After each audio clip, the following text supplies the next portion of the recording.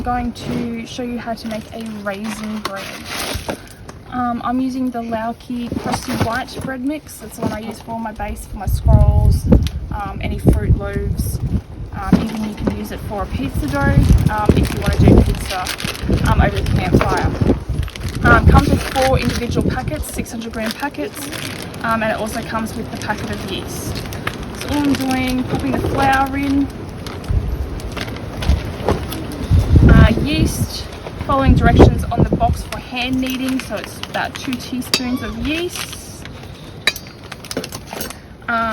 raisins, I just use the Sunbeam Australian raisins.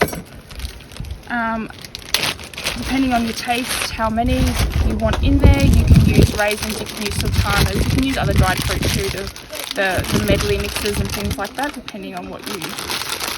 And I tend to find that of a 375 gram box, I usually get probably 2 loaves out of a packet. I like it really nice and fruity. Can make it sweeter by adding sugar. I tend to not. Using cinnamon, so a teaspoon of cinnamon. Again, this is one of those things that you sort of just make it work with whatever you have. If you've only got cinnamon, that's fine. If you don't have any cinnamon, something like mixed spice. You can also add a little bit of nutmeg, things like that as well. I tend to like the mixed spice, make it like a spicy fruit loaf. It's lovely fresh straight out of the camp oven with butter, and it also toasts up really nicely the next day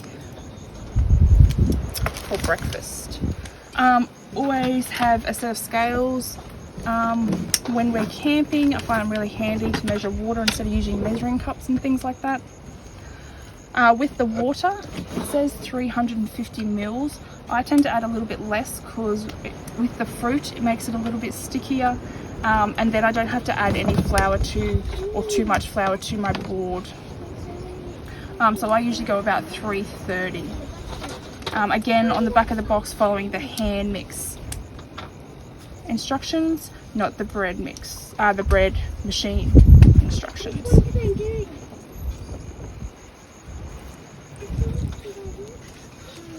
There's nothing in that, leave it.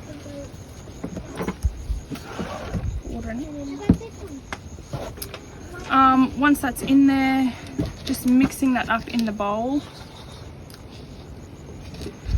Again, you can adjust those measurements of your spices and things like that depending on if you want it real spicy or whether you just want that hint of cinnamon in there. So I tend to give it a good mix in the mixing bowl as much as I can.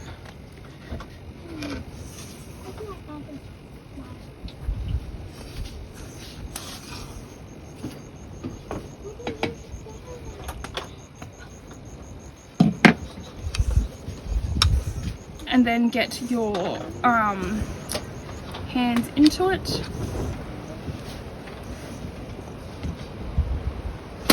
Turned off.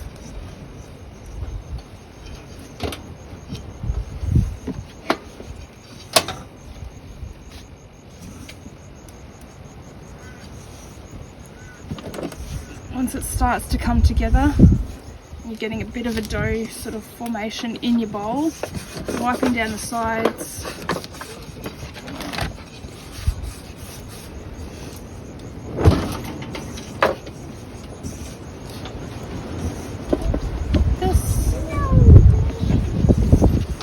And then you can tip it out.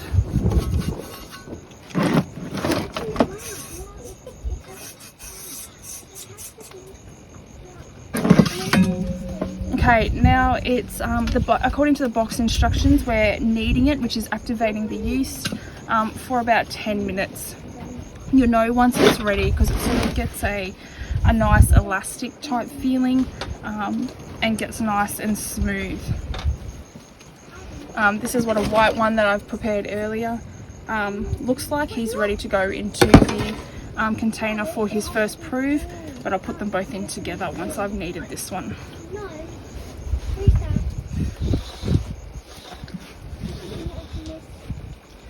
As I was saying before, the white mix can be used as your base for scrolls, or it can be just cooked up as a crusty white. It is really good fresh, straight out of the oven. I don't think these mixes have a lot of preservatives in them, unlike some of the store-bought breads, so they're never as good the next day. Fine for toast and things like that, but they're best eaten fresh.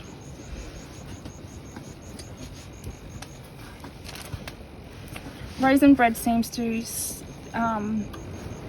stay fresher than just the plain white, possibly because the fruit keeps it nice and moist.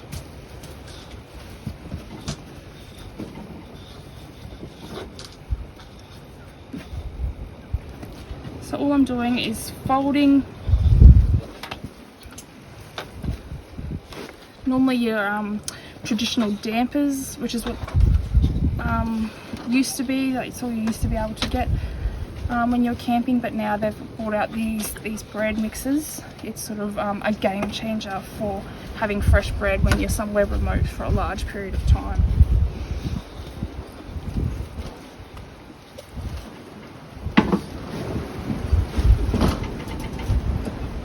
So you can see this one is quite fruit heavy, which is how I like it, but like I said, if you're not super into your fruit, you could definitely reduce that or use sultanas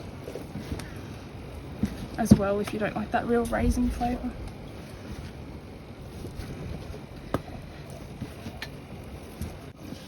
Okay, that's probably enough kneading now. Now it goes in for its first prove. During its first prove, it's supposed to double in size. With the fruit in this one, you'll find that it actually won't double in size, but it'll definitely get bigger. So if you're waiting for it to double in size, you'll be waiting quite a while. The white one, without anything in it, should double in size. This one, not so much. Just giving a light spray of the bowl, just so he doesn't stick too much. Pop him in there, and then I will pop him into a dish with some boiling water to keep it nice and steamy, moist and hot. We're in North Queensland, it is already quite hot, but we've got that bit of breeze, so to make sure that they're in that nice, moist, warm environment, we will pop it into a container, which I'll show you in a second. Okay, I've just got my container set up. Popping the bread in there with some boiling water.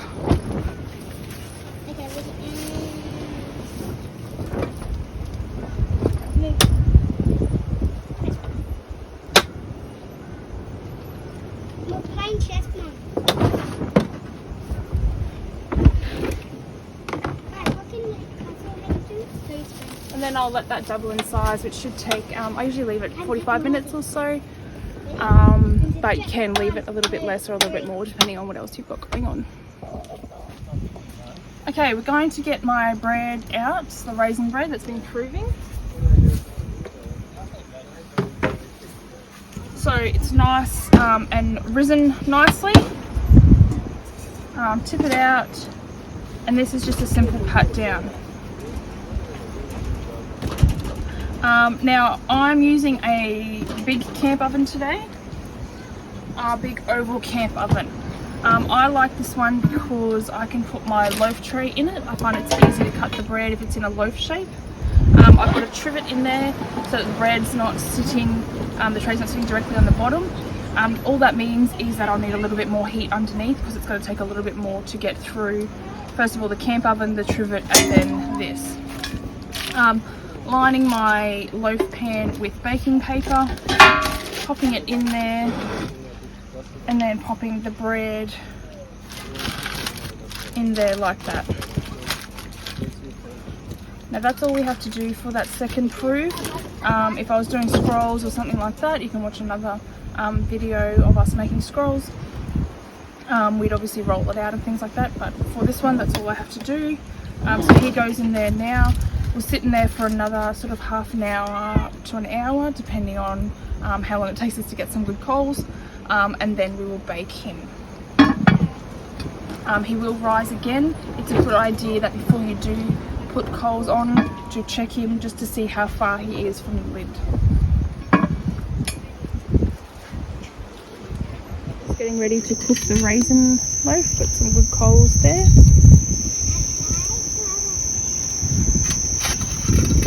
It's a good idea, like I said earlier, to check your loaf before you pop it on the fire. So it has risen nicely, so it's not far from the top.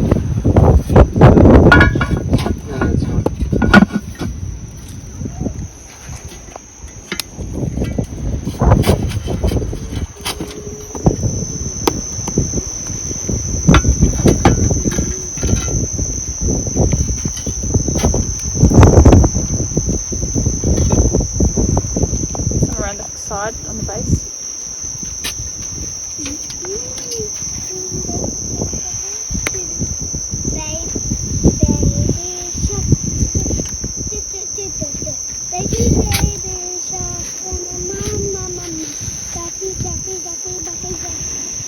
Just going to check the raisin bread. It's been on for